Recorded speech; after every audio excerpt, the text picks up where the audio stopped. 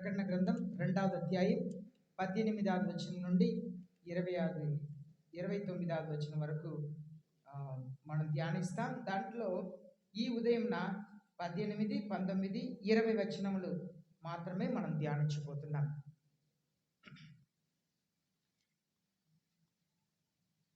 యేసయ్య తన దేవదూత ద్వారా తైతిరియా సంఘమునకు ఈ ఉత్తరంనే రాస్తున్నారు.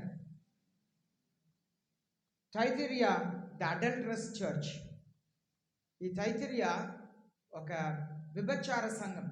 అనగా ఈ సంఘంని గురించి మనం ముందున్న విషయంలో మనం పరిపూర్ణంగా ధ్యానిస్తాం. 18వ వచనంలో మనం చూస్తున్నాము.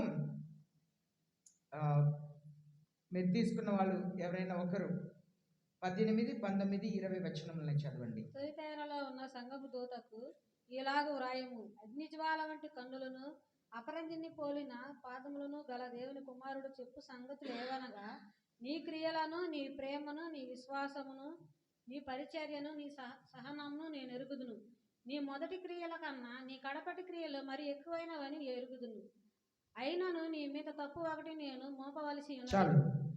ఇక్కడ మనం చూస్తున్నాము 18వ వచనంలో his eyes like a flame of fire. తెలుగులో ఏమని ఉంది? అగ్ని జ్వాలలు అండి కన్నులు. మన దేవుడి కన్నులు అగ్ని జ్వాల లాంటి కన్నులు అంట. అగ్ని జ్వాల ఏం చేసిద్ది? అగ్ని ఏం చేసిద్ది? కాల్చి వేస్తుంది. అగ్ని జ్వాల లాంటి కళ్ళంట. అనగా ఆయన పాపంని చూడలేరు. ఆయన పరిశుద్ధమైన కళ్ళు కలిగిన వారు కనుక పాపాలని ఆయన ఓర్చుకోలేరు. పాపం జరుగుతున్నప్పుడు చెప్పండి, పాపముల్ని ఆయన ఓర్చుకోలేరు. అగ్ని జ్వాల లాంటి కన్నులు కలిగిన దేవుడు. పాపంని చూస్తే ఆయన కోపం వచ్చింది. ఆయన యేసయ్య కనిగ్రహముతో ప్రజల్ని చూశారు. ప్రజల్ని చూసినప్పుడు, జన సమూహముల్ని చూసినప్పుడు ఆయన కనిగ్రహపడ్డారు అని చెప్పి వాక్యంలో మనం సువార్త పత్రికలో చదువుతాం. ఆయన ప్రజలు కాపరి లేని గొర్రెల వలె చెదిరి ఉండటం చూసి, జన సమూహం ఆయన దగ్గర రావటం చూసి వాళ్ళ మీద జాలి కలిగిందంట, కనిగ్రహం కలిగిందంట. అదే సమయంలో పాపముల్ని చూస్తున్నప్పుడు ఆయనకు రోషం కలిగిన దేవుడు అంట. అదే సమయంలో యెషయా రాసిన 47వ అధ్యాయంలో మనం చదువుతున్నాము. నా సేవకుల్లాంటి గుడ్డివాడెవడు, నా సేవకుల్లాంటి చెవిటివాడెవరు అని చెప్పి యేసయ్య గురించి ప్రవచన వచనం ఉన్నది. మనం ఒక 2 వారాల క్రితం మనం ధ్యానించాం. యేసయ్య గురించిన ప్రవచన ఏంటంటే, గుడ్డివాడు వలే ఉన్నారంట, చెవిటివాడు వలే ఉన్నారంట ఈ లోకంలో. ఆయన చుట్టూ ఎన్ని దుర్మార్గ కార్యములు జరిగినా ఏమీ తెలియనట్లుగానే ఉంటారు. ఒక వ్యభిచారంలో పట్టబడిన స్త్రీని తీసుకొచ్చారు. వ్యభిచారంలో పట్టబడిన స్త్రీ అంటే ఒంటరిగా వ్యభిచారం చేస్తుందా? ఒక పురుషునితో వ్యభిచారం చేస్తుంది. కానీ మనుషులు ఇలాగే ఉంటారు. పురుషుని వదిలిపెట్టేశారు, ఆమెను మాత్రం తీసుకొచ్చారు. ఈమెను వ్యభిచారంలో మేము పట్టుకున్నాం, ఈమెను మోసే న్యాయ ప్రకారంగా మేము రాలేసి చంపాలి. అయితే వ్యభిచారంలో మీరు పట్టుకున్నామని చెప్తున్నారే, ఆ పురుషుడు ఎక్కడ? ఈమెను మాత్రం ఎందుకు తీసుకొచ్చారు? దేవుడు న్యాయవంతుడు కనుక మీరు పురుషుల్ని కాపాడారు, నేను ఈ స్త్రీని కాపాడవలసిన బాధ్యత నా మీద ఉంది. ఆయన కింద నేను చెప్పే మాటలు బైబిల్లో లేదు, కానీ యేసే ఒక ఆలోచన. మీరందరూ కలిసి పురుషుల్ని కాపాడారు, పురుషుల్ని తీసుకురాలేదు, స్త్రీని మాత్రమే తీసుకొచ్చారు. కానీ మీరు పురుషుల్ని మీరు కాపాడితే ఈ స్త్రీని కాపాడవలసిన బాధ్యత నా మీద. ఆయన కింద వంగి నేల మీద రాస్తున్నారంట.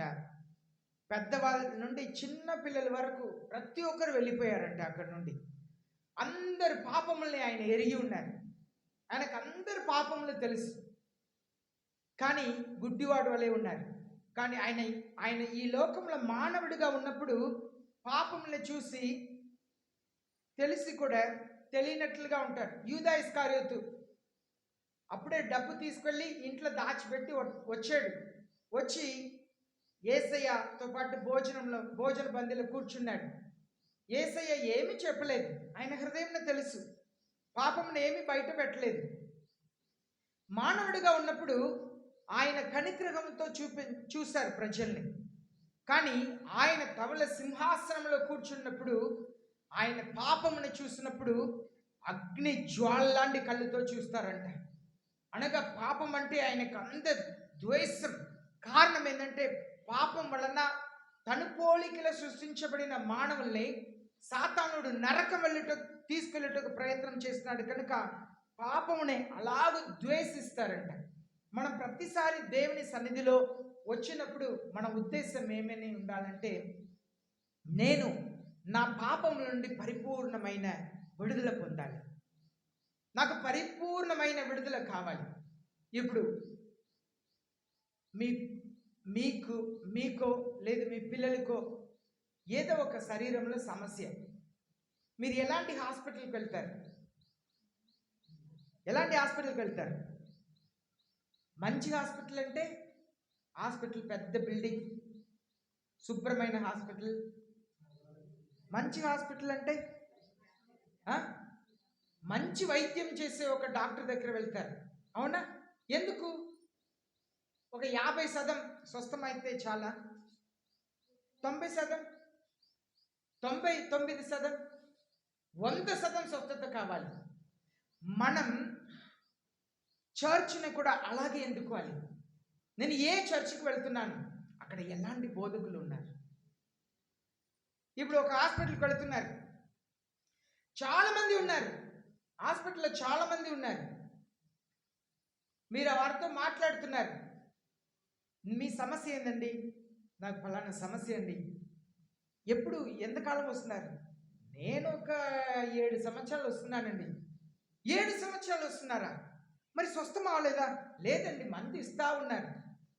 దేవుని సన్నిధిలో నిలబడి నేను ఈ మాటలను చెప్తున్నాను. అనంతపూర్లో ఒక హాస్పిటల్కి నేను వెళ్ళవలసింది వచ్చింది. ఆ హాస్పిటల్లో ఆ డాక్టర్ ద ఫస్ట్ అటెంప్టే ఆయన ఫేక్ డాక్టర్ నాకు అర్థమైపోయింది. భార్య భర్త ఇద్దరు ఒక పేపర్ ఇచ్చే దాంట్లో అన్ని రాయమన్నారు, నేను సత్యంనే రాశాను. ఫస్ట్ అటెంప్ట్లో వాళ్ళు ఫేక్ డాక్టర్ని అర్థమైంది. వాళ్ళు మెడిసిన్ ఇస్తే నిద్ర వస్తూ ఉండిద్ది. 2 పర్యాయం గుంటూరు నుండి అనంతపూర్కి వెళ్ళేవాడిని. అప్పుడు అక్కడ ఉన్న పేషెంట్స్ వాళ్ళ దగ్గర పేపర్లు ఇన్ని ఉన్నాయి, పెద్ద ఏదో కాలేజ్ చదువుతున్నట్లుగా ఇంత పెద్ద ఫైల్తో చాలా పేపర్స్తో వస్తున్నారు. వాళ్ళని అడిగాను, ఏందండి మీ సమస్య ఏంటంటే, నిద్ర రావట్లేదు సార్. నిద్ర రాలేదని మీరు హాస్పిటల్కి వస్తున్నారా? ఎంతకాలం వస్తుంది? ఇన్ని పేపర్లు ఉన్నాయి, ఎంతకాలం? 4 సంవత్సరాలు వస్తుంది. మరి నిద్ర వచ్చిందా? రావట్లేదు సార్. 4 సంవత్సరాలు డాక్టర్ల దగ్గర వస్తున్నారు. కాలేజ్ పిల్లలు చదివేటట్లుగా పెద్ద ఫైల్ ఉంది, కానీ స్వస్థత లేదు. ఈనాడు చాలా మంది క్రైస్తవులు చర్చికి వెళ్తానే ఉన్నారు. ఆదివారం చూస్తే భార్య భర్తగా చక్కగా బయలుదేరి వెళుతున్నారు, బైబిల్ పట్టుకొని వెళుతున్నారు. పాపంని వదిలిపెట్టారా? మారు మనసు కలిగిందా? బూతుల్ని మానేశారా? అబద్ధంని మానేశారా? మోసంని మానేశారా? చిన్న విషయంని ఎక్కువ చేసి మాట్లాడటం మానేశారా? ఎగ్జాజరేషన్ అంటారు. కొన్నిసార్లు చిన్న విషయంగా ఉండిద్ది, దాన్ని చెప్పేదాన్ని అలా ఎక్కువ చేసి చెప్పటం. ఎవరైనా ఒకరు చిన్నగా చెప్పి ఉంటారు, దాన్ని ఎక్కువ చేసి చెప్పటం, అది కూడా పాపమే. Exaggeration is sin.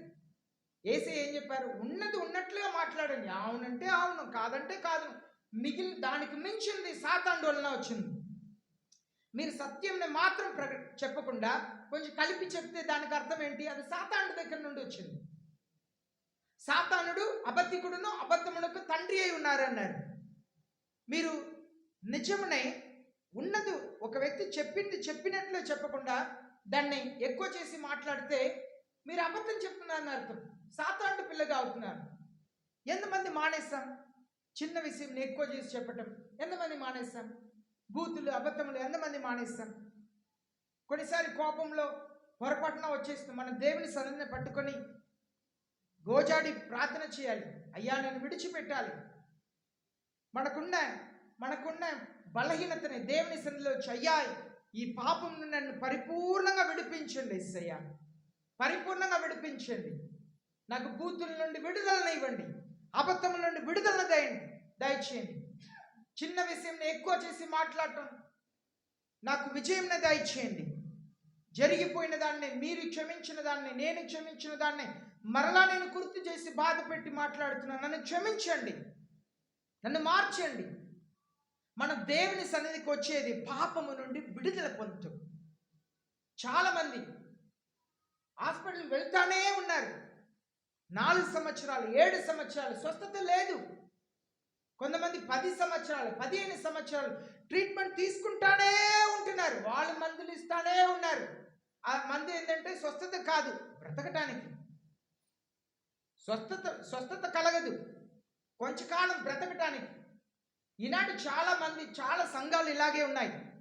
క్రైస్తవులు వెళ్ళి వాక్యం విని కొంచెంకాలం వాళ్ళ ఆయుస్ని పొడిగించుకుంటున్నారు. ఎలా ప్రతి నెల వెళ్ళి మెడిసిన్ కొనుక్కొచ్చి రోజు తింటున్నామో అది కొంచెంకాలం ఆయుస్ని పొడిగిస్తుంది.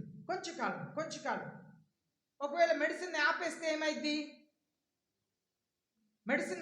ఏమైద్ది? రోగం ఎక్కువ అయింది. ఈనాడు చాలా సంఘాల పరిస్థితి కూడా అలాగే. ఆ వాక్యం వల్ల కొంచెంకాలం బ్రతకటం, చర్చి మానేస్తే ఆత్మీయంగా చచ్చిపోవటం.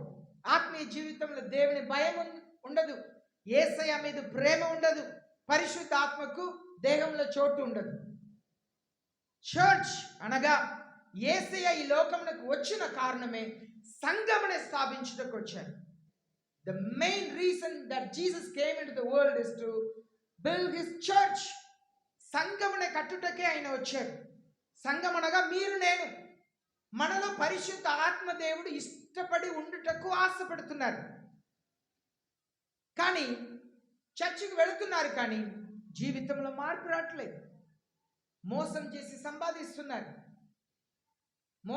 సంపాదిస్తున్నారు.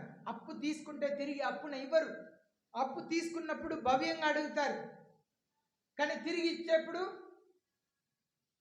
గట్టిగా అడిగితే కేసు పెడతారు. ఒక వ్యక్తి, నేను ఒక చోట్ల వాక్యం చెప్పి భోజనం చేసి కింద వచ్చాను. ఆ వ్యక్తి నా దగ్గర వచ్చి ఏడ్చారు. అయ్యగారు, నా దగ్గర నేను 25 లక్షలు అప్పులో ఉన్నాను అయ్యగారు. పలానా వ్యక్తి, వాళ్ళని కూడా నాకు తెలుసు. వాళ్ళు 7 లక్షలు తీసుకున్నారు, వాళ్ళు 5 లక్షలు తీసుకున్నారు. ఇప్పుడు నేను అడిగితే SC ST కేసు పెడతా అని చెప్పి బెదిరిస్తున్నారండి అని చెప్పి ఏడుస్తారు. క్రైస్తవులే, ఇంకా మరి చెప్పాలంటే సిగ్గు సేవకులే. అప్పు తీసుకొని లక్షలు అప్పు తీసుకొని తిరిగి అడిగితే SC ST కేసు పెడతామని బెదిరిస్తున్నారంట. పాపం. ఎలా వాక్యం చెప్పగలుగుతాం? ఎలా సంఘం నేను నడిపించగలుగుతాను? నువ్వు అప్పు తీసుకుంటే జీవితకాలం అప్పుని నువ్వు కట్టలేకపోయినా నెల కట్టుతూ ఉండాలి. ఒకవేళ మీకు 50 లక్షలు అప్పు ఉందండి, మీ జీవితంలో కష్టపడినా కూడా అప్పునే మీరు కట్టలేకపోతే మీరు చచ్చేదాకా నెలకు 10,000 కడతా ఉండాలి. ఒకవేళ అది కట్టి ముయించకుండా చనిపోయినా పర్లేదు, కానీ చచ్చేదాకా కనీసం నెలకు 5,000 4,000 కడతా ఉండాలి. దాని అర్థం ఏంటంటే నువ్వు అప్పు తీసుకున్నావంటే అది ఖచ్చితంగా కట్టాలి. నువ్వు తీసుకున్న వ్యక్తిని నువ్వు మోసం చేస్తే నువ్వు పరలోక రాజ్యం వెళ్ళవు. అది భయంకరమైన పాపం. సంఘంలో మనం నేర్చుకోవాల్సింది, దేవుని సన్నిధికి వచ్చినప్పుడు మనం నేర్చుకోవాల్సింది, అయ్యా ఈరోజు నేనున్న పాపము నుండి ఎలా నేను విడుదల పొందగలుగుతాను, నేను ఎలా ఈ పాపం నుండి విజయం నేను పొందగలుగుతాను, నాకు సహాయం చేయండి. అనుమానం అనేది భయంకరమైన రోగం, వ్యాధి, భయంకరమైన పాపం. అది మనుషుల్ని సంతోషంగా సమాధానంగా ఉండనియదు. ఈడ్స, ఒకరి ఎదుగుదలని చూసి ఈడ్స, క్రోధం, కక్ష, ఎన్నెన్నో పాపములు ఉన్నాయి. కొన్ని మనుషులు బయట కనపడని పాపములు. ఈనాడు మనం ఎందుకు కావాల్సింది, నేను ఏ హాస్పిటల్కి వెళ్తే నాకు 100% స్వస్థత వస్తుందో, అలాగనే నేను ఏ సంఘమునకు వెళ్తే పరిపూర్ణముగా పాపం నుండి విడుదల పొందుతానో ఆ సంఘమునకు వెళ్తానని ఎందుకు వాళ్ళు మనం ఏం చేస్తాం? పక్కనే హాస్పిటల్ ఉంది కదా అని చెప్పి వెళ్ళి వస్తాం. ఒకవేళ మీరు బంధువుల ఇంటికి వెళ్తున్నారు, వాళ్ళు దేవుని ఎరగలేదు, పక్కన ఏదైనా చర్చ్ ఉంటే వెళ్ళవచ్చు. మనకు ఒక ఎమర్జెన్సీ అయింది, కాలు చేతులు ఇరిగింది, ఏదో బ్లీడింగ్ అవుతుంది, అప్పుడు ఏం చేస్తాం? పక్కన ఉన్న హాస్పిటల్కి వెళ్ళి ముందు ఫస్ట్ ఎయిడ్ తీసుకుంటాం. మీరు బంధువుల దగ్గర వెళ్తున్నారు, అప్పుడు మీ బంధువులు చర్చ్కి వెళ్ళరు, ఏసీ అని విశ్వసించరు, మీరు చర్చ్కి వెళ్ళాలి ఆదివారం, అప్పుడు ఏం చేస్తారు? పక్కన ఏదైనా ఒక సంఘంలో వెళ్ళి పాలు పొందుతారు. అది కూడా జ్ఞానం కలిగిన వారైతే ఎంత దూరమైనా మంచి సంఘంలో ఎందుకునే వెళ్ళాలి, మంచి హాస్పిటల్కి. ఎందుకంటే కొన్నిసారి మనం పొరపాటున తెలియని హాస్పిటల్కి వెళ్తాం, అక్కడ ఎలా ట్రీట్మెంట్ ఇస్తారో తెలియదు. నాకు తెలిసిన ఒక వ్యక్తి గుంటె నొప్పిగా ఉందని చెప్పి ఆయనే బండి నడుపుకొని వెళ్ళారంట, కూతుర్ని వెనక పెట్టుకొని. హాస్పిటల్కి వెళ్తే ఒక ఇంజెక్షన్ ఇస్తారంట. నాకు ఎదురులా ఉందని చెప్పి కూతురు ఒడి మీద తల పెట్టి అలా చనిపోయాడు క్షణంలో. ఇంజెక్షన్, కొందరికి ఏ ఇంజెక్షన్ ఇవ్వాలి, సమస్య ఏంటి తెలీదు. కనుక మన ఎమర్జెన్సీకి వెళ్ళినా కూడా ఆ సంఘం ఏ సంఘంని తెలుసుకోవాలి, అది ఆత్మీయమైన సంఘమేనా తెలుసుకొని వెళ్ళాలి. కనుక ఇక్కడ మనం నేర్చుకుంటున్నది ఏంటంటే, అగ్ని జ్వాలలాంటి కళ్ళు కలిగిన దేవుడు అంటే, ఇక్కడ దేవుడు చూస్తున్నప్పుడు మీ పాపముల్ని కాల్చివేయటకు, మీ పాపముల్ని చూసినప్పుడు ఆయన ఓర్చుకోలేరు. వాక్యంలో మనం చదువుతున్నాము, హాబహూక్ 1వ అధ్యాయం 13వ వచనం. హాబహూక్ 1వ అధ్యాయం 13వ వచనంలో మనం చదువుతున్నాము, your eyes are too pure to look at evil. నీ కన్ను దృష్టి, మీ కళ్ళు దృష్టి దుష్టత్వము చూడలేనంత, దుష్టత్వమునే చూడలేని అంత నిష్కలంకమైనది. మన దేవుని కళ్ళు ఎలాంటి కళ్ళు అంటండి? నిష్కలంకమైన కళ్ళు. ఎలాంటి కళ్ళు అండి? నిష్కలంకమైన కళ్ళు. దుష్టత్వమునే చూడలేని నిష్కలంకమైన కళ్ళు. ఆయన పాపమునే, అక్రమమునే, అన్యాయమునే చూడలేరు, దుష్టత్వమునే చూడలేరు, చూసి సహించలేరు. అలాంటి కళ్ళు కలిగిన దేవుడు, అగ్ని జ్వాల లాంటి కళ్ళు కలిగిన దేవుడు. కనుక మనం ఆశీర్వదించబడటం కంటే మన పాపము నుండి విజయం పొందటం చాలా ప్రాముఖ్యం. మన దేవుని సన్నిధికి వచ్చి ఆశీర్వాదంని ఆశించి రాకూడదు. నేను పాపము నుండి ఎలా విడుదల పొందాలి, పాపము నుండి ఎలా విజయం పొందాలి, అది మన ప్రాముఖ్యమైన గురిగా ఉండాలి. మన పరిశుద్ధంగా ఉంటే మన అవసరతల అక్కర్లని దేవుడే చూసుకుంటారు. మన పరిశుద్ధంగా ఉంటే మన అవసరతల అక్కర్లని దేవుడే చూసుకుంటారు. ముందు పాపమునే ద్వేషించాలి. పాపం చేయాలనే ఆశ ఉంటే దేవుని సన్నిధిలో యథార్థంగా చెప్పాలి, అయ్యా నాకు పాపం చేయాలనే ఆశ ఉన్నది. మీరు చెప్పకపోయినా మీ హృదయంలో ఉన్న వాటిని వేసి ఎరిగి ఉన్నారు, ఆయన చూడగలుగుతారు. He can see through you, ఆయన చూడగలుగుతారు. కనుక ఆయన ఎదుట యథార్థంగా మనం ఒప్పుకోవాలి. అలాగే 18వ వచనంలో మరలా చూస్తున్నాం, his feet are like burnished bronze. అపరంజిని పోలిన పాదములు కలిగిన దేవుడు. ఆ చైర్ని అక్కడ అపరంజి పోలిన పాదములు కలిగిన దేవుడు means that we believe in severe judgment on sin. We believe in severe judgment of God on sin. పాపం మీద దేవుడు భయంకరమైన శిక్ష, చాలా భయంకరంగా ఉండిద్దంట. ఏమండి, ఆదామవ్వ వ్యభిచారం చేశారా, మందు తాగారా, పొగ తాగారా, అబద్ధం మాట్లాడారా, బూతులు మాట్లాడారా, ఇతరుల్ని మోసపరిచారా, నరహత్య చేశారా? ఏ పాపం చేశారండి? చిన్న పాపం. అగ్ని అధిగమించారు. తినవద్దును చెప్పిన దాన్ని తిన్నారు, అంతే కదా. అబద్ధం మాట్లాడారా, బూత్ మాట్లాడారా? ఏమి చేయలేదు. చెప్పిన దాన్ని చేయలేదు. దేవుడు చెయ్యకూడని దాన్ని చేశారు. దేవుడు ఏం చేయకూడదున్నారో దాన్ని చేశారు. శిక్ష ఏంటి? ఏదైనా తోటం నుండే బయట పంపించేశారు. దేవుడు చెప్పిన దాన్ని చెయ్యని వారిని ఏదైనా తోటం నుండి పంపించినట్లుగా ఈనాడు దేవుడు ఎలా క్రైస్తవులు ఉండకూడదు అని చెప్తున్నారో దాన్ని మనం చేస్తే మనల్ని కూడా నరకం పంపిస్తారు.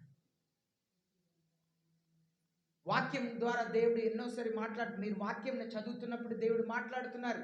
చర్చిలో వాక్యంని, సేవకులు వాక్యంని చెప్తున్నప్పుడు మీరు వింటున్నారు.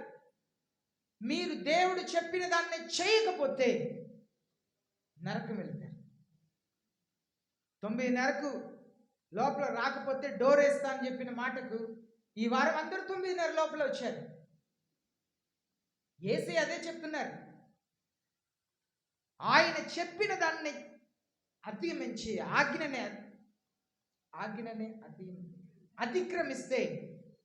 అతిక్రమిస్తే ఆనాడు ఏదైనా తోటల నుండి బయట పంపించిన దేవుడు మనల్ని నరకం పంపిస్తారు.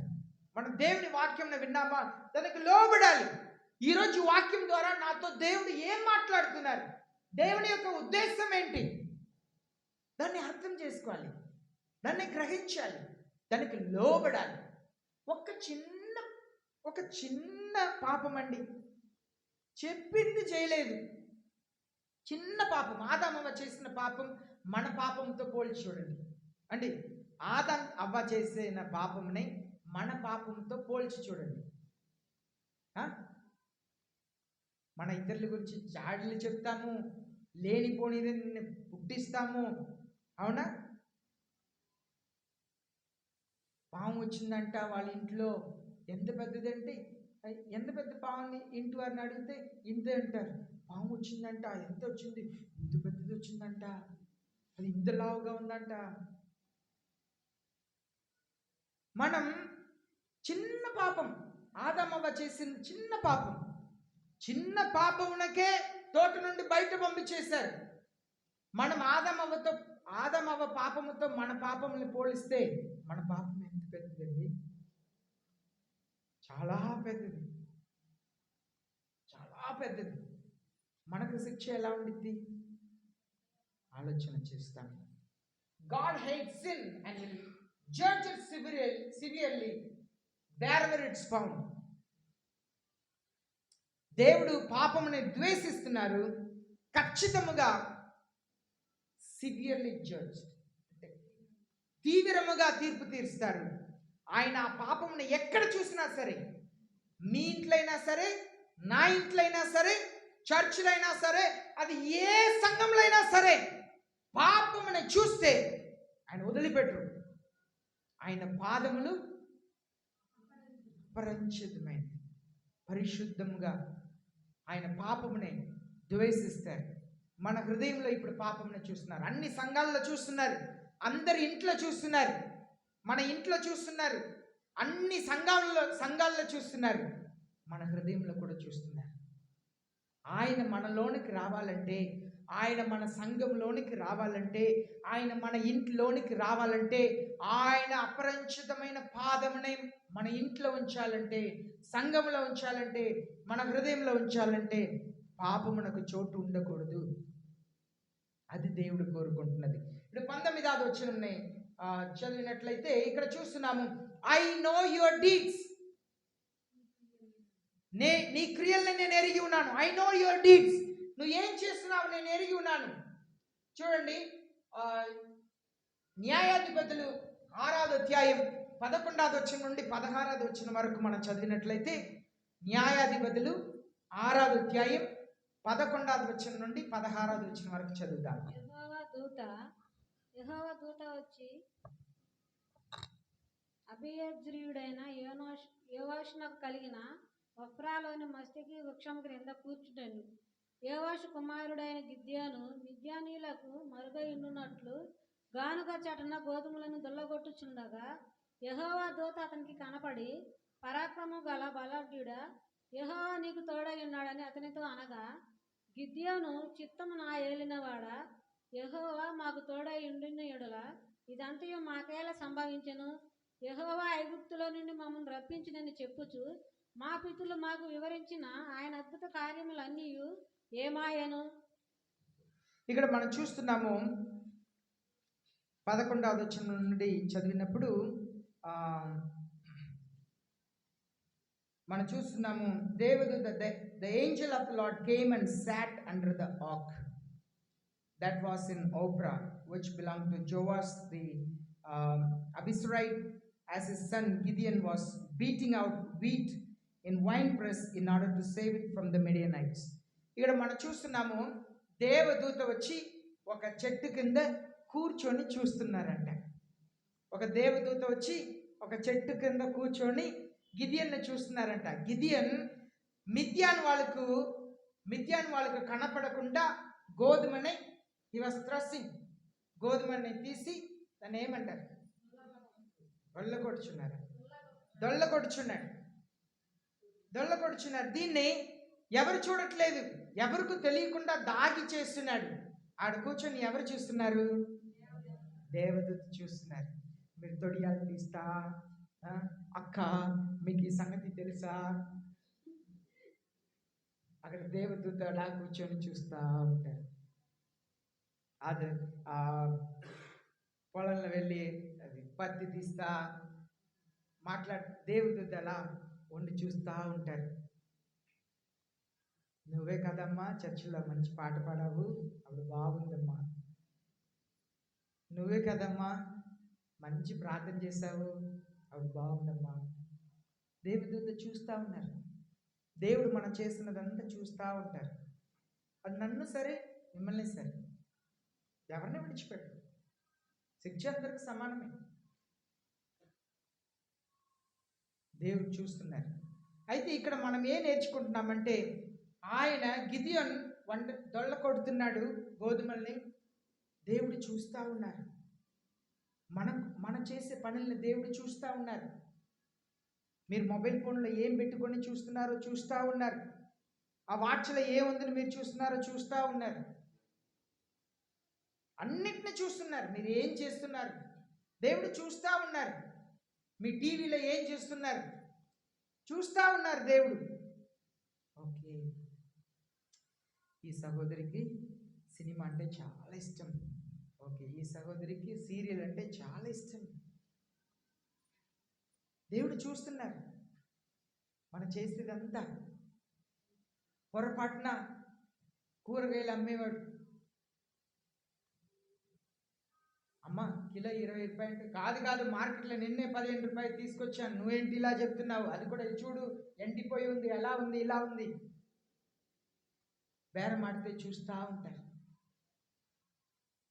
ఓకే, నీతి మందిరాలు, ప్రార్థన పర్రాలు ఎంత చక్కగా బేరం ఆడుతుందో. దేవుడు చూస్తున్నారు. మనుషుల్ని మీరు ఎలా కనికరిస్తున్నారు చూస్తున్నారు.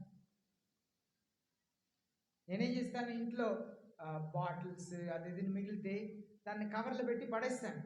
ఎందుకంటే ఇక్కడ పెడితే ఇంత ఉల్లిపాయ వచ్చింది.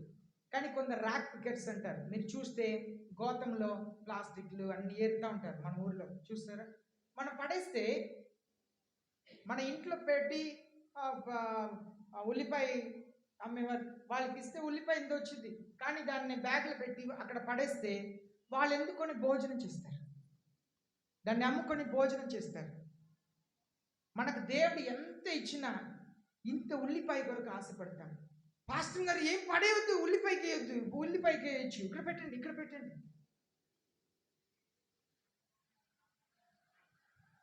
మనం ఇతరుల గురించి ఆలోచన చేయము. నేను అక్కడ పడేస్తే దాన్ని ఏరుకునే వాళ్ళు కొందరు ఉన్నారు, వాళ్ళు అమ్ముకొని వాళ్ళు బ్రతుకుతారు. ఒక పూట భోజనం వచ్చింది నేను పడేస్తే. మన ఇతరుల గురించి ఆలోచన చేయాలి. దేవుడు మనం చేసినది అన్నిటిని చూస్తున్నారండి. ఏసే చెప్పారు, నువ్వు మీ కుడి చేసేది ఎడం చేతికి తెలియనివద్దన్నారు. మనం ఏం చేస్తాం, ఈ బియ్య బస్తాకు నేను ఒక బియ్య బస్తా ఇస్తా, ఇదిగోండి అని చెప్పి కొన్నారా లేదా, తినేసారా డబ్బుని, కొన్నారా నాకు చూపించండి, బియ్య బస్తా ఎక్కడ ఉందో చూపించండి, నేను చూడాలి. నా డబ్బుకే కొన్నారా, వేరే ఎవరన్నా నాకు తెలియకుండా ఫ్రీగా ఇచ్చింది నాకు చూపించి మీ డబ్బుతోనే కొన్నాను అబద్ధం చెప్తున్నారా? ఓ ఎంత పరిశుద్ధిలో.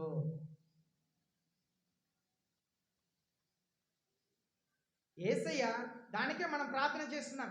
కాணிక సమర్పించినప్పుడు నేను ఎవరికి ఇస్తున్నాను,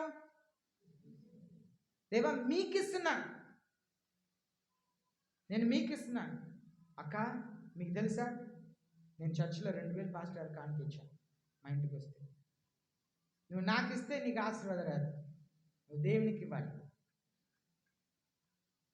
సేవకుని చేతిలో పెడుతున్నానంటే నేను దేవుని చేతిలో పెడుతున్నాను, నేను దేవునికి ఇస్తున్నా. నీ కుడి చేయి చేసేది ఎడ చేతికి తెలియనివద్దన్నారు. మనం ప్రశ్నిస్తాం, నేను ట్యూబ్ లైట్ కొనమని చెప్పిన డబ్బుతో కొన్నారా? ఏ ట్యూబ్ లైట్ చూపించండి.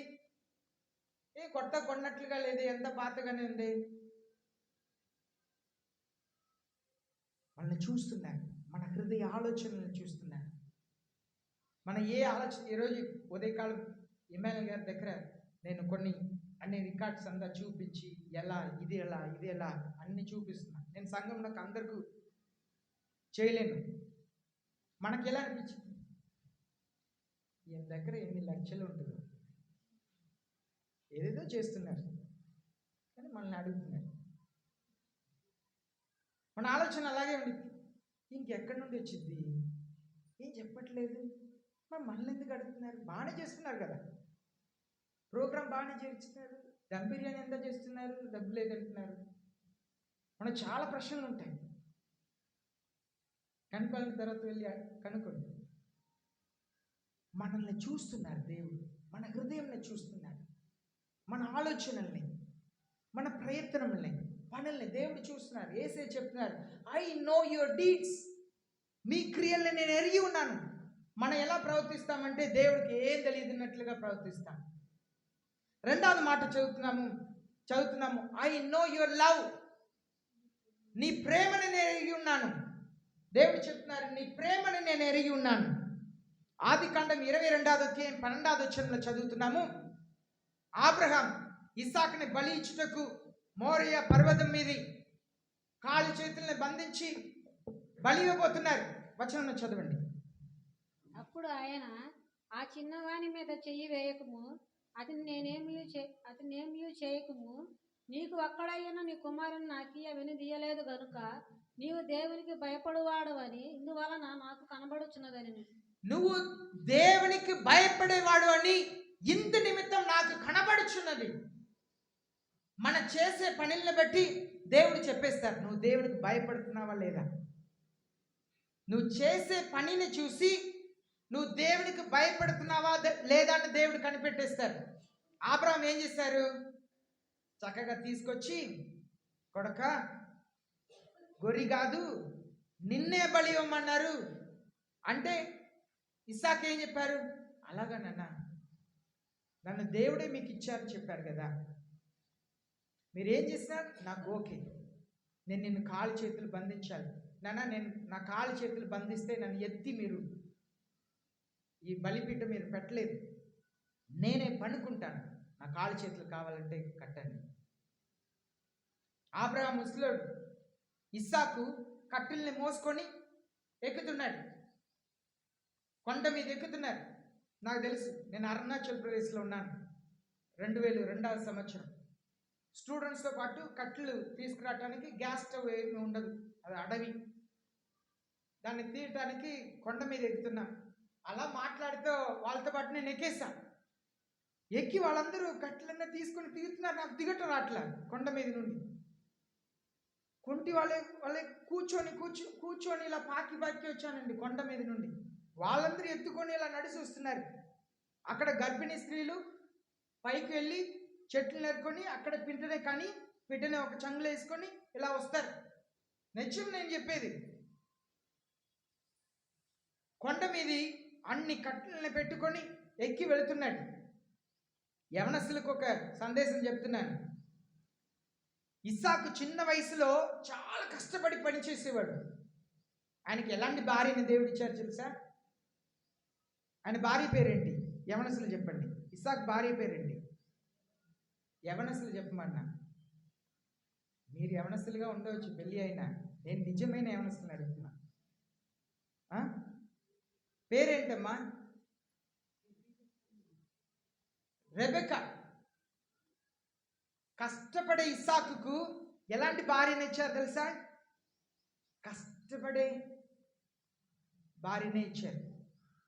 రెబెకా ఏమని కష్టపడింది? నీళ్ళు పోయమంటే గబవాన బావిలో దిగటం, నీళ్ళు మోసుకొని రావటం, నీళ్ళు పోయటం, బావిలో దిగటం, నీ కష్టపడింది.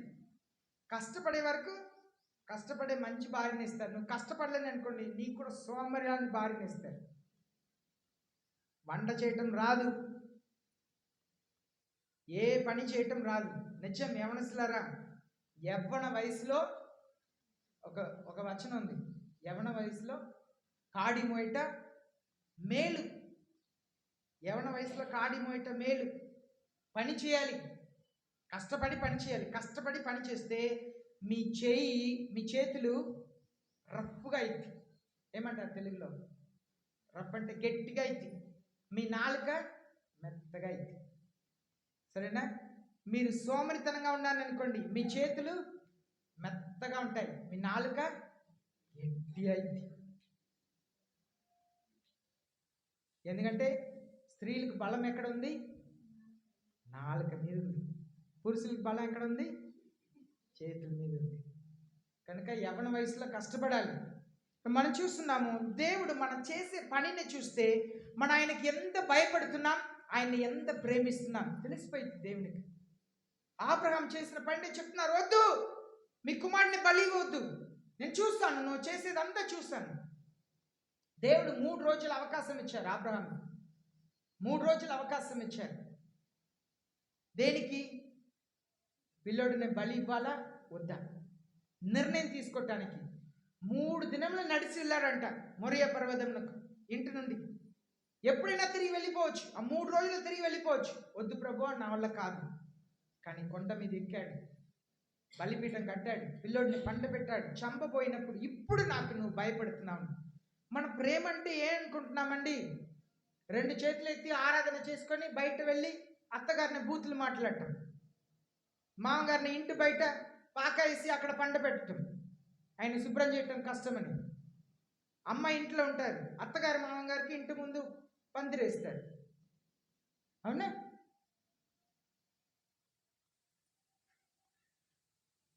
మీ అత్తగారు మీ అమ్మ నాన్న వస్తే నువ్వు ఎలా చూసుకుంటున్నావు వాళ్ళని? పడి చేస్తావు. వాళ్ళు వద్దని చెప్పినా నేను చికెన్ తీసుకొస్తాను, ఫిష్ తీసుకొస్తాను, పడి చేస్తాను. మీ అన్న, మీ తమ్ముడు, మీ అక్క చెల్లి వస్తే ఏం చేస్తారు? ఒక కొడుకున్నాడంట, డాడీ, వాళ్ళ నాన్న పొలంలో పని చేస్తున్నాడంట, నానా నానా అని పిలుస్తున్నాడంట. ఏంట్రా అని అడిగితే, డాడీ బంధువులు వచ్చారు డాడీ ఇంటికి, రా డాడీ అని పిలిస్తే వాళ్ళ నాన్న అడిగారంట, చెప్పులు ఇంటి లోపల ఉందా బయట ఉందా అని చెప్పున్నానా అంటే, డాడీ చెప్పులు ఇంటి బయట ఉంది, సారీ చెప్పులు ఇంటి లోపల ఉంది అంటే, అది మీ అమ్మ వాళ్ళ బంధువులు నాన్న అన్నారు. మీ బంధువులు వస్తే చెప్పులు ఇంటి లోపల, మీ భార్య బంధువులు వస్తే చెప్పులు ఇంటి బయట. అంటే వాళ్ళు వస్తే విసుక్కుంటారు, చేసి పెట్టాలంటే కష్టం. పాలు అడిగితే నిన్ననే కదా తీసుకొచ్చాను, టీ పెట్టివు, ఏమి మంచిగా చేసి పెట్టాం. మంచి బియ్యం తీసుకురాయా, మా అమ్మ వచ్చారు, మా అన్నయ్య వచ్చారు, ఉన్నది చేసి పెట్టుకో. మనం ఎలా చూస్తాం? మనం ఎలా చూస్తామండి కదా? అమ్మ నాన్నకు బాగలేకపోతే ఇంటి లోపల ఉంటారు, అత్తగారు మామగారికి బాగలేకపోతే ఇంటి బయట ఉంటారు కదా? నేను ప్రకటించేది రెవల్యూషన్ నుండి, కానీ ఈరోజు ఫ్యామిలీ సండే కదా, దానికి కొన్ని విషయాలు చెప్తున్నాను. ఆ సంఘం ప్రేమ అంట. ప్రేమ అంటే ఏందండి? యేసయ్య మీద ప్రేమ ఉంటే మనుషుల మీద కూడా ప్రేమ ఉండాలి. పక్షపాతం ఉండకూడదు. మీ కుటుంబం మీది, మీ భార్య కుటుంబం మీది పక్షపాతం ఉండకూడదు. సమానంగా ట్రీట్ చేయాలి.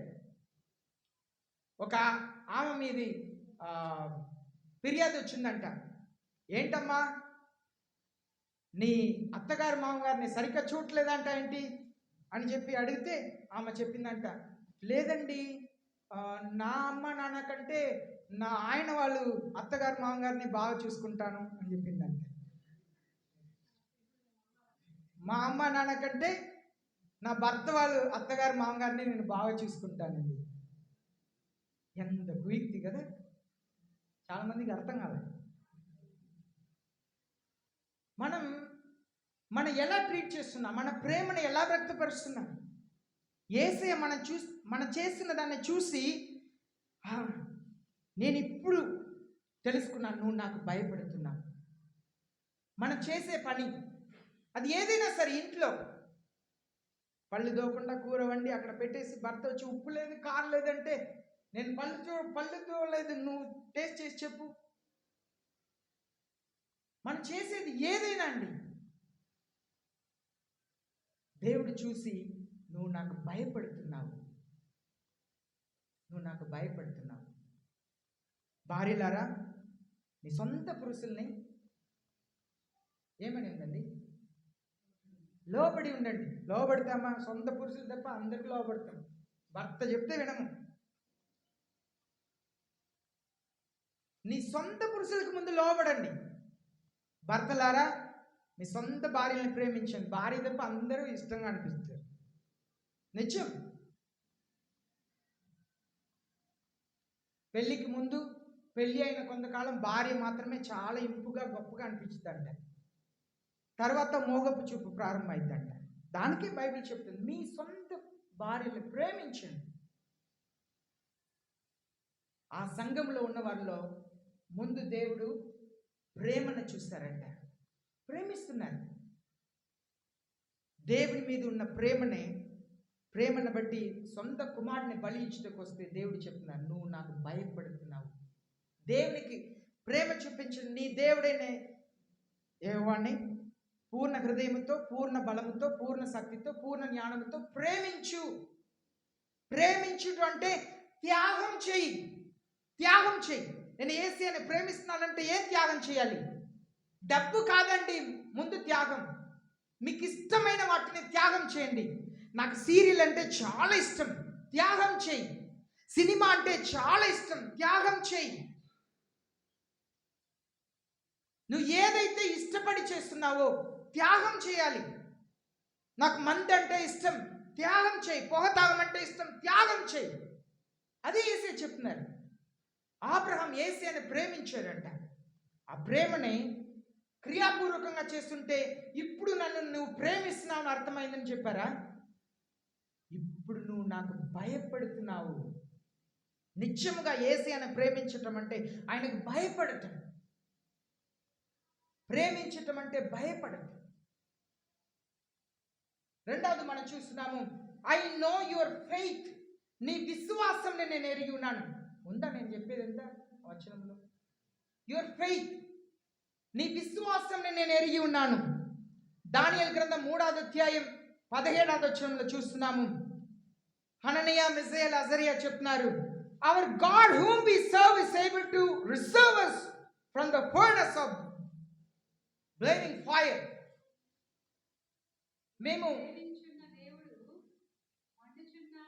మీరు సేవిస్తున్న దేవుడు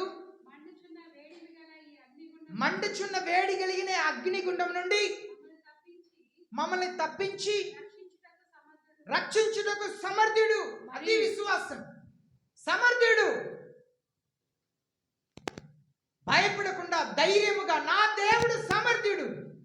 నా అప్పులంతా తీర్చుటకు, నాకు జ్ఞానముని, నేను సంపాదించే డబ్బుని కాపాడుటకు, ఆయన సహాయం చేయుటకు సమర్థుడు. నా అవసరతలన్నింటినీ కూడా తీర్చుటకు ఆయన సమర్థుడు. నన్ను ఆశీర్వదించుటకు ఆయన సమర్థుడు. నన్ను స్వస్థపరచుటకు ఆయన సమర్థుడు. నాకు జ్ఞానం ఇచ్చుటకు ఆయన సమర్థుడు. నాకు జ్ఞాపక శక్తి ఇచ్చుటకు ఆయన సమర్థుడు. నేను లోబడేటట్లుగా నేను మారుటకు ఆయన సమర్థుడు. నన్ను పాపము నుండి విడిపించుటకు ఆయన సమర్థుడు. విశ్వసించాలి. పరిపూర్ణంగా విశ్వసించాలి. నాకు జయమిచ్చే క్రీస్తు వలన నేను సమస్తమును చేయగలుగుతాను అన్నారు పౌలు అపోస్తలుడు. I can do all things through him who gives me strength. నాకు బలం ఇచ్చే దేవుడు వలన నేను సమస్తమును చేయగలుగుతాను. అది విశ్వాసం. నేను చేయగలుగుతాను. ఏం చేయగలుగుతాను? అదే ఈరోజు ఆరాధన సమయంలో చదివాం. 2 కొరింథీ పత్రిక 11:16 నుండి చదవని అవసరం లేదు, కానీ 16 నుండి 33 దాకా ఏ సామర్థ్యం ఇచ్చారు? వాళ్ళు రాడుతో కొడుతున్నారంట, కొరడా దెబ్బ. నొప్పిని భరించుటకు సహాయం చేయుటకు ఆయన సమర్థుడు. బట్టలు లేకుండా సముద్రంలో ఒక రాత్రి పగలు ఒక ప్లాంక్, ఒక చక్కని పట్టుకొని 24 గంటలు తేలుతానే ఉన్నారంట. అని మీరు ఒక 10 గంటలు నీళ్ళలోనే మీ నిలబడి మీరు పని చేస్తే కాలు ఎలా అయిపోయింది? ఆ చర్మం అంతా ఎలా నానిపోయి చర్మం అంతా అలా ఒక తెల్లగా అయింది, పాచిపోయింది. 24 గంటలు సముద్రంలోనే ఉన్నాడు, ఒక చక్కని పట్టుకొని తేలుతున్నాడు 24 గంటలు. ఎలా ఉండింది చర్మాలు? ఎలా ఉండింది? ఆయన ఎన్నిసారి కొట్టారో సమర్థుడు. సముద్రంలో ఉన్నాను, ఎవరు పడవలో వస్తారు? ఈనాడు అంతా మిషన్తో నడిపిస్తున్నారు కదా. అన్నాడు దే హ్యావ్ టు రో. వాళ్ళు అన్నాడు, దాన్ని ఏమంటారు, ఇలా అలా అంటారు, చిన్నగా నడుపుకొని రావాలి. దేవుడు పడవని పంపించుటకు సమర్థుడు, నన్ను కాపాడుటకు సమర్థుడు. కొట్టి పౌల పోస్తని కొట్టి అలా ఈడ్స్కి వెళ్ళి ఊరు బయట పడేసి చచ్చాడని అనుకొని వెళ్ళిపోయారంట. దేవుడు మరలా ప్రాణం ఇచ్చాడు. హల్లెలూయా. సామర్థ్యుడు, అన్ని విషయంలో సహాయం చేయడానికి సామర్థ్యుడు. మనం విశ్వసించాలి. హననీయ, మిజాయేల్, అజర్యా విశ్వసించారు. మీరు ఆ నెబుకద్నెజర్ కింగ్ ఏం చేశారు? రాజు ఒక పెద్ద బంగారు విగ్రహం చేసి మొక్కాలి, మొక్కకపోతే అగ్నిగుండంలో పడేస్తాను. రాజుగారి కోపం వచ్చి 7 రెట్లు అగ్నిగుండంని పెంచమన్నారంట, మంటని పెంచమన్నారంట. ఆయనప్పుడు కూడా రాజుగారు చెప్తున్నారు, చివరిగా ఒకసారి అవకాశం ఇస్తున్నాం. వాళ్ళు చెప్తున్నారు, నువ్వు చివరిగా అవకాశం ఇచ్చినా సరే, ఇప్పుడే తీసి పడేసినా సరే, నా దేవుడు మమ్మల్ని తప్పించడానికి సమర్థుడు. అది విశ్వాసం. ఆ విశ్వాసం ఈ సంఘమునకు ఉందంట. తర్వాత యువర్ సర్వీస్, మీ పరిచర్యని నేను ఎరిగి ఉన్నాను. మనం ఇంట్లో చేసే పరిచర్య, తల్లిదండ్రులకు చేసే పరిచర్య, అత్తగారు మామగారికి చేసే పరిచర్య, మన పిల్లలకు చేసే పరిచర్య, పిల్లలు తల్లిదండ్రులకు చేసే పరిచర్య, ఇతరులకు మనం చేసే పరిచర్య. మంచి సమార్యుడు ఉన్నాడు. ఎవరికి పరిచర్య చేశాడు? భార్యక, పిల్లలక, ఎవరో తెలియనివారు కదా, ఎవరో తెలియనివారు. ఆయన కూడా, ఆ సమరయుడు కూడా ఏదో ఒక పని మీద వెళ్తున్నాడు, అవునా? ఆ పనిని మానేసి చేతిలో ఉన్న డబ్బుతో ఆయన్ని మరలా వెనక తీసుకొచ్చి ఛత్రంలో పెట్టి అప్పుడు పనికి వెళ్ళాడు. నేను మరలా వస్తాను, వచ్చి ఎంత ఎక్కువైనా నేను ఇస్తానని చెప్పాను కదా.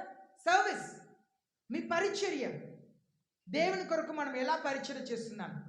సువార్తను ప్రకటించేవారు పాదములు ఎంత సుందరమైనది. మీకు పరిచర్య చేయమని ఇస్తే ఎంతవరకు మీరు యథార్థంగా పరిచర్య చేస్తున్నారు?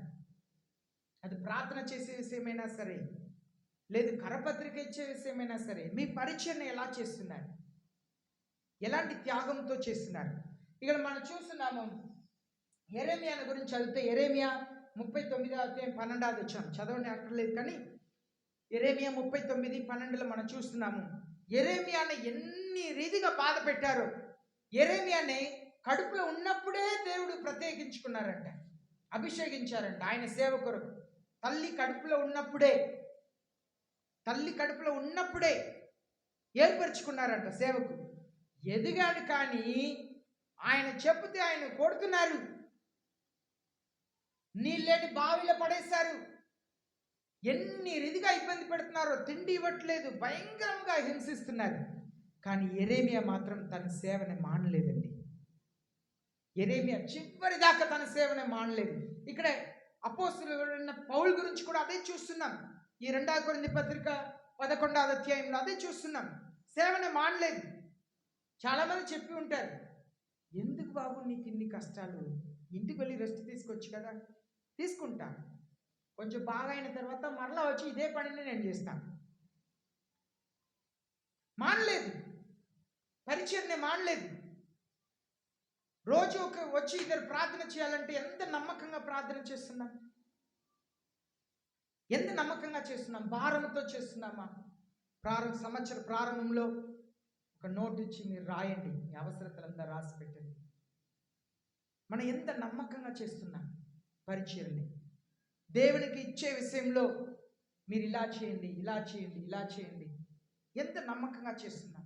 సర్వీస్, మన దేవునికి చేసే సేవ ఎలాంటి మనసుతో చేస్తున్నాం, ఏం చేస్తున్నాం అన్న మార్కు రాసిన 8వ అధ్యాయం 1-2లో మనం చదువుతున్నాము. చాలా మంది యేసయ్యకు ధారాళముగా ఇచ్చేవారంట. స్త్రీలు తమకున్న వాటి నుండి యేసయ్య పరిచర్యకు ధారాళంగా ఇచ్చేవారంట. వాళ్ళు కూడా ఆ డబ్బు అంతా దాచిపెట్టుకొని ఉంగరమో చైనో ఏదో చేసుకొని ఉండొచ్చు, కానీ వాళ్ళు యేసయ్య సేవకు ధారాళంగా 3.5 సంవత్సరాలు ఇచ్చారంట. సేవ. వాళ్ళు ఎక్కడికి వెళ్ళి పరిచయం చేయలేదు, స్వస్థపరచలేదు, దయ్యాలను వెళ్ళగొట్టలేదు, కానీ వాళ్ళు చేసింది ఏం తెలుసా? వాళ్ళకున్న దాన్ని యేసయ్యకి ఇస్తా, యేసయ్య శిష్యులు పరిచయం చేసి వస్తే వాళ్ళు వంట చేసి పెట్టి కూర్చుంటారు. ద చోసన్ మూవీ ఉంది, అది తెలుగులో చేస్తే అప్పుడు మీకు చర్చిలో చూపిస్తాను. ఆ స్త్రీలు చేసింది కూర్చొని యేసయ్యకి వంట చేసి పెట్టడం. లూకా 8:1-2లో వాళ్ళందరూ కూడా వాళ్ళు డబ్బుతో సేవ చేశారు. అదే ఇక్కడ ఈ సంఘం అలాంటి సేవ చేసేవారంట.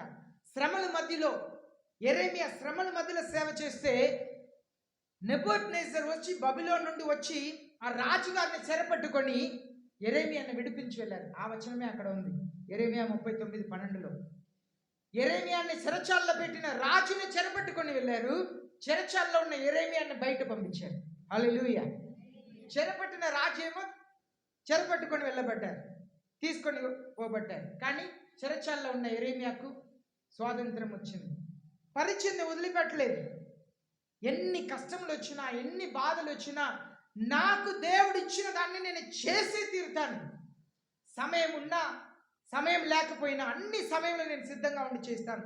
అది ప్రార్థన చేసేదైనా సరే, శుభ్రం చేసేదైనా సరే, లేదు గ్రహాలను దర్శించి దేవుని నామంని ప్రకటించే విషయమైనా సరే, అది ఏ పని అయినా సరే దాన్ని శ్రమగా భారముగా ఎంచకుండా నేను చేస్తాను.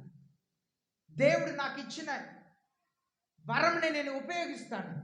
అది సర్వీస్. అలాగనే 2వ తిమోతి పత్రిక 4వ అధ్యాయం 7-8 వచనంలో చదువుతున్నాం. పౌలు చెప్తున్నారు, మంచి పోరాటంని పోరాడి తిని, నా పరుగుల్ని కడముట్టించి తిని, నా విశ్వాసముని కాపాడి తిని. నా విశ్వాసంని కాపాడుకున్నాను. నేను మంచి పోరాటం పోరాడాను. త్రాగుడు, మందు తాగి చనిపోయినా, వ్యభిచారం చేసి చనిపోయినా, ఇతరుల్ని మోసం చేసి చనిపోయినా, వాళ్ళ సమాధిలో కూడా ఈ మాటలు రాస్తున్నారు. మంచి పోరాటం పోరాడి తిని, మందు తాగటంలో. నిజం, ఈనాడు క్రైస్తవం అలాగే ఉంది. పౌలు అపోస్తలుడు మంచి పోరాటం పోరాడి తిని అంటే, నేను దేవుడిచ్చిన పరిచయం నేను చేశాను. ఒక నిశ్చయిత ఉండాలి.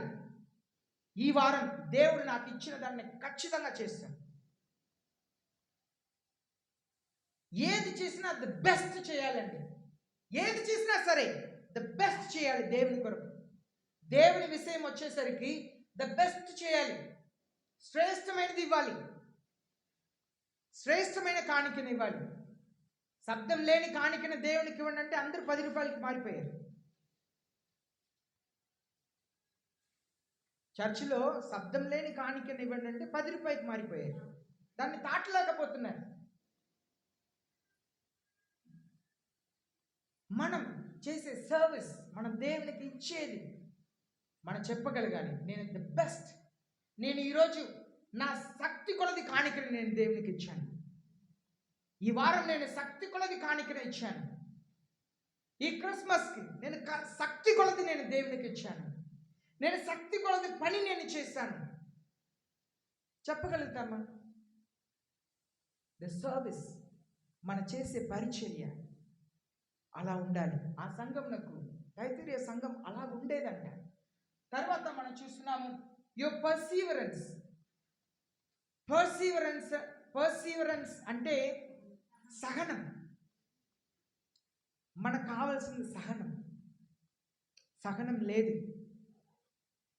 లైన్లో నుంచుంటాను, ఎవరైనా వచ్చి ఇంటి తాళం అడగటానికి ముందు ఉన్న వాళ్ళ దగ్గర వస్తే వెనకరా వెనకరా అంటాం. అయ్యా నేను ఇంటి తాళం తీసుకురావడానికి వచ్చాను అంటే పరిగెత్తి వెళ్ళి ట్రైన్ ఎక్కుతాం. ట్రైన్కి టైం అయిందని ప్రార్థన చేస్తాం. ఏసీ ట్రైన్ కదలకూడదని ప్రార్థన చేసి వెళ్తాం. ట్రైన్లో ఎక్కి కూర్చున్న వెంటనే ఏంటి ఇంకా కదలట్లేదు, ఈ ట్రైన్ ఎప్పుడు ఇలాగే. మన వరకే మన ఆలోచన చేస్తాం. నేను ఎప్పుడు ఆలోచన చేస్తాను, ట్రైన్ లేట్ అయితే ఎవరో ప్రార్థన చేసుకొని పరిగెత్తిస్తున్నారేమో, దానికే ట్రైన్ దేవుడు ఆపారేమో. మన ఏంటున్నా ఈ ఇండియన్ రైల్వే అంతే. కానీ మనకు అవసరమైతే దేవుడు ఆపాలి, మనకు అవసరం లేకపోతే ఇండియన్ రైల్వే అలాగే కదా. ట్రైన్ ఎక్కువసేపు ఆగి ఉన్నా అప్పుడే అనుకోవాలి ఎవరో ప్రార్థన తీసుకొని పరిగెత్తిస్తున్నారు. ఏ సేవకులో వాకింగ్ చెప్పి గబగబాని అన్నం తిని వేగంగా వస్తున్నారేమో ఈ ట్రైన్కి. మనం ఆలోచన చేయము. ఎవరో హాస్పిటల్ వెళ్ళటానికి, వాళ్ళ పిల్లలు ఎవరో చనిపోయారేమో, ఊరికి వెళ్ళటానికి ఎవరో పరిగెత్తుకొని ప్రార్థన చేసుకొని వస్తున్నారేమో ఆలోచన చేయము. మన ఎక్కి కూర్చుంటే ట్రైన్ కదలాలి అంతే. లేకపోతే డ్రైవర్ని తిడతాం, వాళ్ళని తిడతాం, ఈ మనగారిని తిడతాం, అందరినీ తిడతాం. మనం ఇతరుల గురించి కూడా ఆలోచన చేయాలి. పర్సీవరెన్స్, సహనం కావాలి. ఎంతసేపు అయ్యారు ఆయన అక్కడ టైప్ చేస్తుంటారు. బిల్లు కట్టించుకోవడానికి వెళ్తే ఆయనకి ఏదైనా ఆయన వచ్చిన వ్యక్తికి అన్ని పనులు చేసి ఒకేసారి పంపించాలని ఆయన హృదయంలో కనికరం పుట్టిస్తారు. బిల్లు తీసుకున్న వారు ఆయన హృదయంలో దేవుడు కనికరం పుట్టించుంటారు. ఆయనకు చేయవలసిందంతా ఈయన సగనంతో చేస్తుంటారు. ఎంతసేపు అయ్యా చేసావు, కంప్యూటర్ తెలియదు, ఏం తెలియదు, ఆయన పనిలో పెట్టారు. కానీ మనకు మాత్రం దేవుని కనికరం కావాలి. మనం వెళ్ళి నిలబడితే మనం ఏమనుకుంటాం, అన్ని బ్యాంకులో అన్ని చేయాలి, బిల్లు కట్టే చోట్లలో మనకు ఓర్పుతో అన్ని చేసి రావాలి. మనం అడిగే ప్రశ్నలకంతా జవాబు చెప్పాలి. కానీ ఇంకా ఒకరు చెప్తుంటే ఏంటి ఎంత సమయం అయింది, ఏం చేస్తున్నారు, సొంత కథలు మాట్లాడుతున్నారా ఏంటి? అవునా? సహనం లేదు. కుటుంబంలో సహనం లేదు, పిల్లలకు సహనం లేదు, తల్లిదండ్రులకు సహనం లేదు. కానీ ఈ తైతిరీయ సంఘం సహనం కలిగిన వారంట. మనం అయిపోక ముందే మాట్లాడటం మొదలుపెట్టేస్తాం. సహనం ఉండాలి. దేవుని పిల్లలకు విశేషంగా సహనం ఉండాలి. అన్ని విషయంలో సహనం ఉండాలి. భర్త అప్పటి నుండే పని రోజు ఎన్నిసార్లు ఫోన్ చేస్తే ఎత్తలేదు, ఎందుకు మొదలు పెడతారు. ఆయన ఇంటి లోపల అడుగు కూడా పెట్టలేదు, మొదలు పెట్టేస్తాం. నేను అన్నిసార్లు ఫోన్ చేస్తే ఎందుకు జవాబు ఇవ్వలేదు, స్టార్ట్ చేసేస్తాను. కొంచెం సహనం కావాలి. సహనం ఉంటేనే కాపురం నిలిచింది. బైబిల్ చెప్తుంది, పురుషులారా మనకే సహనం కావాలంట. ఏంటంటే బైబిల్ చెప్తుంది జ్ఞానముతో కాపురం చేయమన్నారు. వాళ్ళ జ్ఞానం ఉంటే ఇల్లు కడతారు, మీరు కాపురం చేయాలంటే జ్ఞానం కావాలండి. పురుష లక్షణం ఉంటే సరిపోదు కాపురం చేయడానికి, జ్ఞానం కావాలంటే. బైబిల్ చెప్తుంది జ్ఞానముతో కాపురం చేయాలి. ఈనాడు చాలా కుటుంబాల్లో సమాధానం లేదు, నెమ్మది లేదు, కలిసి ఉండట్లేదు. ఒకే ఇంట్లోనే ఉన్నారు, ఒకే ఇంట్లో, వాళ్ళు ఆ బెడ్రూమ్లో ఉంటారు, వీళ్ళు ఈ బెడ్రూమ్లో ఉంటారు, ఒకే ఇంట్లోనే ఉన్నారు. సమాధానం లేదు, సంతోషం లేదు కుటుంబంలో, తగాదు, సమస్య, సహనం లేదు, ఒకరినొకరు భరిస్తాను. నేను నేర్చుకుంటా ఉన్నాను, నేను మహామున్కోపిని, కానీ దేవుడు నా కృప నేర్పిస్తా ఉన్నాను. చాలా మారాను కదండి పాస్టర్ గారు, ఏం సార్ థామస్, చాలా మారాను కదా. దేవుడు కృప ఇస్తా ఉన్నారు. నా ఆశ అంతా నేను పరిపూర్ణముగా సౌమ్యుడిగా మారాలి. నిత్యం పరిపూర్ణమైన సౌమ్యుడిగా మారాలి. నేను మారేలోపు పాస్టర్ మా వృద్ధురాలుగా అయిపోతారండి. ప్రయాసపడుతూ ఉండాలి, సహనం కావాలి, ప్రార్థన చేయాలి దేవుని దగ్గర. అయ్యా ఈ విషయం నాకు సహనం ఇవ్వండి ప్రభువా, నాకు సహనం కావాలి యేసయ్య, అన్ని విషయంలో సహనం కావాలి.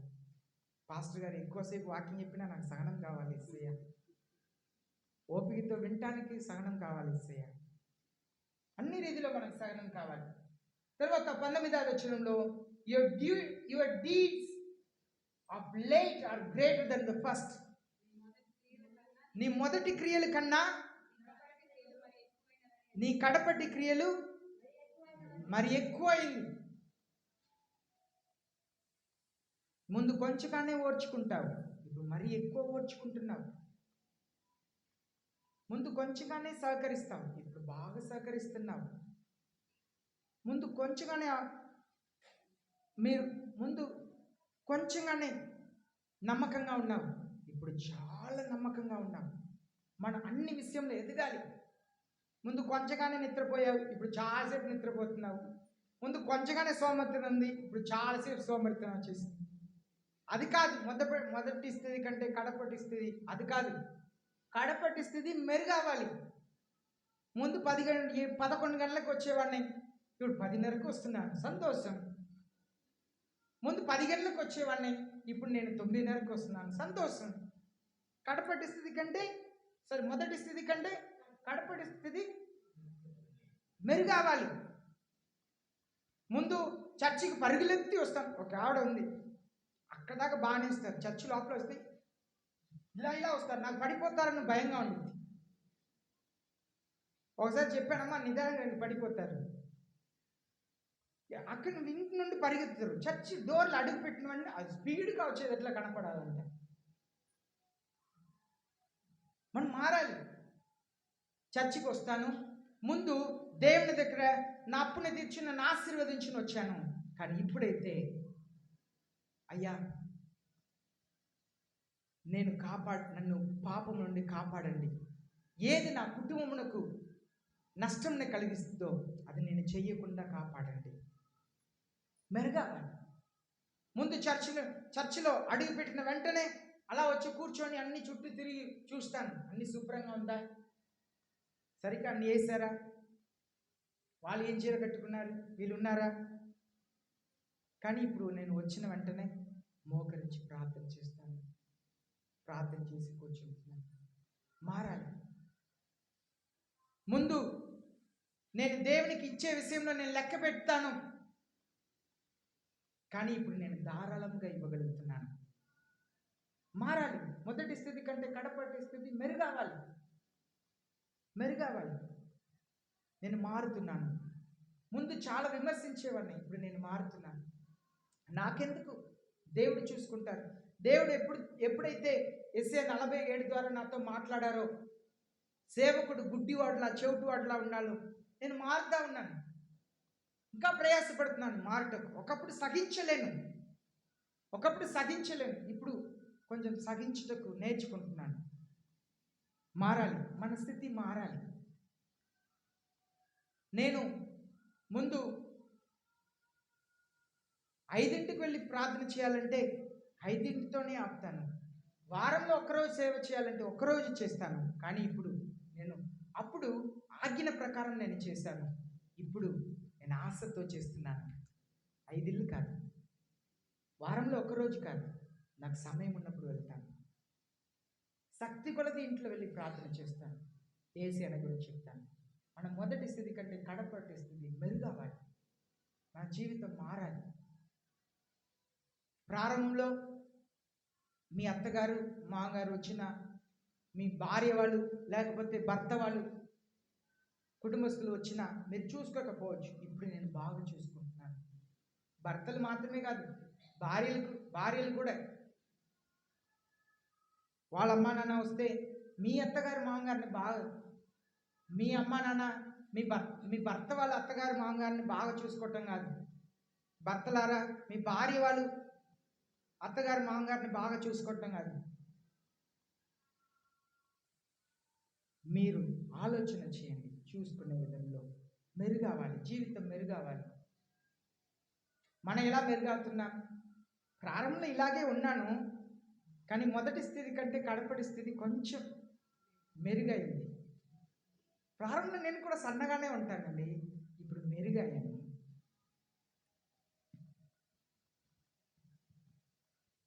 ఆత్మీయంగా మన స్థితి మెరుగవ్వాలి. నేను ముందు ప్రార్థన చేయాలంటే కష్టంగా అనిపించేది, బైబిల్ చదవాలంటే కష్టంగా అనిపించేది. ఇప్పుడు నేను మెరుగయ్యాను. ముందు క్యాలెండర్లో ఉన్న వచనం ఒకటే చదువుతాను, కానీ ఇప్పుడు నేను ఒక అధ్యాయం చదవగలుగుతాను.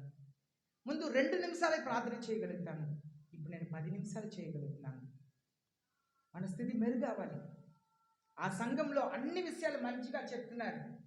చివరిగా ఈ వచనంనే యేసయ్య చెప్తున్నారు. 25వ వచనంలో ఒక మాట చెప్తున్నారు, but I have this against you. మీ ప్రేమ కంటే, మీ విశ్వాసం కంటే, మీ పరిచర్య కంటే, మీ సహనము కంటే, మీ కడపట్టి మెరుగైన స్థితి కంటే మీకు విరోధముగా నా దగ్గర ఒకటి ఉంది. I have this against you. మీకు విరోధముగా ఈ కార్యం ఉన్నది. ఆ మాటని మాత్రం చదవండి. ఆయనను మీ మీద తప్పు ఒకటి మోపవలసి ఉన్నది. ఈ ఉదయకాలమున దేవుడు మీ దగ్గర తప్పు మోపవలసిన పరిస్థితిలో ఉన్నారా, లేకపోతే మీ మీద ఏమి మోపటానికి ఏమి లేక ఉన్నారా? మీ మీద తప్పు ఒకటి మోపవలసి ఉన్నది.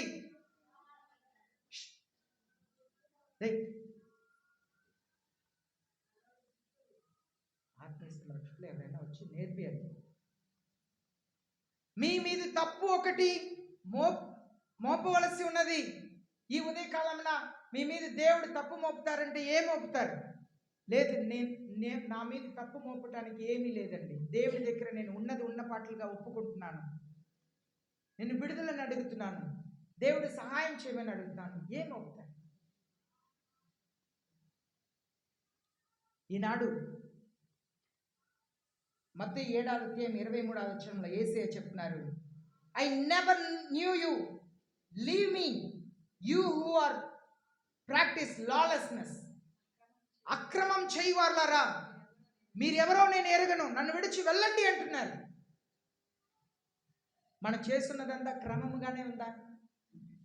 కుటుంబంలో అన్ని క్రమముగానే ఉందా? శుభ్రం చేసేదైనా సరే, కొంతమంది ఇంటి లోపల వస్తే, ఇంటి లోపల ప్రార్థనకి పిలిస్తే త్వరగా షార్ట్గా ప్రే చేసి బయట వెళ్ళాలని అనిపించింది. వాసన, దుర్వాసన. ఇల్లుని శుభ్రంగా ఉంచుకోవాలి. దుప్పటిని వారానికి 2 వారానికి ఒకసారి ఉతకాలి. వేసుకొచ్చే చీరని అక్కడ వేయటం, మరలా మటారు చేసుకొని దాని మీదే వేయటం. ఇల్లుని ఊడిసి మూల మీద ఇంత చెత్త ఉండిద్ది. వారానికి ఒకసారి ఎత్తుతాను. మీ ఇంట్లో క్రమం ఉందా? బైబిల్ చదివే విషయంలో క్రమం ఉందా? బైబిల్ చదివే విషయంలో క్రమం ఉందా? క్రమముగా చదువుతున్నామా లేదా అక్రమం చేస్తున్నామా? వారానికి ఒక్కసారి చదవటం, ఏదో కొంచెం చదవటం, అవకాశం ఉంటే చదవటం. ప్రార్థన చేసే విషయంలో క్రమం ఉందా? నేను రోజు పడుకపోయే ముందు మోకరించి ప్రార్థన చేయాలి. ఉదయకాలం లేచిన వెంటనే ప్రార్థన చేయాలి. నేను ఉదయకాలం లేచి మోకరించి 2 చేతులు ఎత్తి, పరలోకపు తండ్రి, నేను నిన్ను ప్రేమిస్తున్నాను. యేసయ్యా, నేను మిమ్మల్ని ప్రేమిస్తున్నాను. పరిశుద్ధాత్మ దేవా, మిమ్మల్ని ప్రేమిస్తున్నాను. ప్రతిసారి చర్చిలో ముగింపు ప్రార్థన చేసి దీవెన ఇచ్చిన తర్వాత నేను ప్రార్థన చేస్తాను. ఏం చేస్తాను తెలుసా? పరలోకపు తండ్రి, యేసయ్యా, పరిశుద్ధాత్మ దేవా, మీ నామం మాత్రమే హెచ్చించబడాలి. నేను, నా కుటుంబం, నా సంఘం సదా తగ్గించబడాలి. ఇదే నేను ప్రార్థన చేస్తాను. ప్రతిసారి మీరు నన్ను చూస్తున్నారు కదా, దీవెన ఇచ్చిన తర్వాత ఎప్పుడు నేను ప్రార్థన చేస్తాను ఇదే. మీరు హెచ్చించబడాలి, నేను, నా కుటుంబం, నా సంఘం తగ్గించబడాలి. ఎప్పుడు తగ్గించబడాలి? మీరు మాత్రమే హెచ్చించబడాలి. భోజనం చేయముందు ప్రార్థన చేయాలి. మనం చాలాసారి అక్రమమైన పని చేస్తున్నాం. అక్రమం అన్ని ప్రార్థన, వాక్యం. ఇలాంటి సేవకులు చూడండి, ఒక ముస్లిం ఒక వ్యక్తి వంట చేయడానికి వచ్చారు. ఆయన ఊర్లో వచ్చి, ఈ చర్చ్ ఎక్కడ ఉందని అడిగితే, ఈ ఊర్లో 20 చర్చిలు ఉన్నాయి, ఏ చర్చిని చెప్పండి అన్నారంట. ఎంత సిగ్గు చెట్టు, అవమానం. పరిచయం చేసి కష్టపడి చర్చి కట్టేవారు లేరు. ఎందుకన్నా చూస్తే మీకు అర్థమైంది. వచ్చి డైరెక్ట్గా చర్చి కట్టి తర్వాత పైకాలనికి వచ్చే వాళ్ళందరినీ మా దగ్గర రండి తీసుకెళ్ళిపోయారు. పిల్లల నుండి పెద్దవాళ్ళ వరకు అంతే. ఒకప్పుడు ప్రయాసపడి కష్టపడి ప్రార్థన చేసి నాకు ఒక మందిరం ఇవ్వు ప్రభువా. మేము వాసనం అని అడగండి, బండిలో వెళుతుంటే ఐటీసీ ముందు పోటీగా ఉంటుంది, ఇంటి ముందు పోటీగా కార్ పెట్టాను, చిన్న పోటీ. అయ్యా ఇంత స్లాబ్ ఇచ్చినా చాలు ప్రభువా అడగండి. ఆ కారు పెట్టడానికి స్లాబ్ వేసి, అయ్యా అంత స్లాబ్ ఉంటే చాలు వేసయ్యా. మన ఆలోచన చేయాలి. వినాలి, అక్రమం అక్రమం ఎంత వేసే ఇలాంటి వారిని గురించి చెప్పారంట. మీ నామంలో ప్రవచన చెప్పాము, మీ నామంలో దెయ్యాలను వెళ్ళగొట్టాం, మీ నామంలో అద్భుతం చేస్తాము. అక్రమం చేయవారులారా, క్రమం కాదు. మన జీవితంలో ఎలా క్రమం కలిగి ఉన్నాం? ఇంట్లో క్రమం కలిగి ఉన్నామా? ఆత్మీయ జీవితంలో క్రమం కలిగి ఉన్నామా? వారానికి ఒక్కసారి వస్తాం, వారానికి ఒకసారి చర్చిలో ఎన్ని ప్రార్థన జరగని, ఇంట్లో టీవీ చూస్తుంటాం, వంట చేస్తాం, ముస్లిం ముచ్చట్లు మాట్లాడుకొని ఉంటాం. అదే ఇది మీరు పనికి వెళ్ళి వస్తారు, మీరు అక్క ఇంటికి వెళ్ళాలి, మావయ్య ఇంటికి వెళ్ళాలి, ఏం చేస్తారు? నేను పని నుండి వచ్చాను, అలసిపోయి ఉన్నాను, సెలవు ఉంటే వస్తానంటారా? అప్పుడే బయలుదేరి వెళ్తారు, అవునా? అవసరమైతే పని అయినా మానుకొని వెళ్తారు. కానీ దేవుని సన్నిధి అక్రమం, విశ్వాసులు అక్రమం, సేవకులు అక్రమం, కుటుంబాల్లో అక్రమం. తల్లిదండ్రులకు లోబడం అంటే లోబడం అక్రమం, భర్తకు లోబడం అంటే లోబడము అక్రమం. అక్రమం చేయవారులారా, మీరెవరో నాకు తెలియదు అన్నారు. ఈ సంఘంలో చూసి చెప్తున్నారు, నీకు విరోధముగా నేను నింద మోపవలసింది. అందరూ మోకరిస్తాం, ప్రార్థన చేస్తాం. మిగిలిన వాక్యంని మనం వచ్చేవారు ధ్యానిస్తాం, అందరూ మోకరిస్తాం. ఒకవేళ ఈ ఉదయ కాలంలో ఏ నింద మోపుతున్నారు యేసయ్య మీ మీద? ఒకవేళ మీ అత్తగారిని, మీరు మామగారిని, మీ వాళ్ళ బంధువుల్ని మీరు సరిగ్గా చూడక ఉన్నారు, నింద మోపుతున్నారా? లేదు, చూడకూడని విషయంని చూడటం, మాట్లాడకూడని విషయంని మాట్లాడటం, అవిధేయత చూపించటం, యేసయ్యని ప్రేమించలేని విషయం, ఏ విషయంలో నింద మోపుతున్నారు? నిన్ను శబ్దం లేని కాணிకనేసిన, అనగా చిల్లర కాணிక ఇవ్వట్లే కానీ 10 రూపాయలు నేను తాటలేకపోతున్నాను, ఏ విషయంలో నింద మోపుతున్నారు? మన పిల్లలకు ధారాళంగా ఇస్తామండి, కానీ దేవునికి ఇవ్వాలంటే లెక్క పెడతాం, క్రమంని పాటించము. దీనికి ఇలా చేయాలి, దీనికి ఇలా చేయాలి అని సంఘంలో ఒక క్రమం ఉన్న ఆ క్రమముని పాటించము. అక్రమం అక్రమం. అప్పు అయినా బయట తీస్తాం, కానీ దేవునికి ఇవ్వాల్సిన దాన్ని మనం ఇవ్వము. అప్పు సరిగ్గా చేస్తాం, దశమ భాగం అక్రమం. యేసయ్య ఏం చెప్పారు? దేవునికిను కైసరుకి ఇవ్వమన్నారు. నీ అప్పుని అప్పు కట్టు, దేవునికి ఇవ్వన్నారు. నువ్వు ఎంతగా ఇస్తున్నావు దేవునికి? ఏ విషయంలో క్రమం కలిగి ఉన్నావు? అక్రమం అక్రమం చేయవారులారా, మిమ్మల్ని నేను ఎరుగను. తీర్పు దినంలో యేసయ్య మిమ్మల్ని ఏం చెప్పబోతున్నారు? ఈ ఉదయకాలంలో యేసయ్య చెప్తున్నారు, నీ మీద నాకు నింద మోపవలసింది ఉన్నది, నీ మీద నాకు నింద మోపాలి. అడుగుదాం యేసయ్యని, అయ్యా మీరు నింద మోపే ఏ పాపము నాలో ఉండటానికి వీల్లేదు యేసయ్య, నన్ను క్షమించండి యేసయ్య, మీ రక్తముతో కడగండి. నేను వారంలో ఒకసారి వచ్చి ప్రార్థన చేయమంటే నువ్వు చేయట్లేదు, నీ పనిని సరిగ్గా చేయట్లేదు. ఏ రీతిలో నింద మోపుతారు?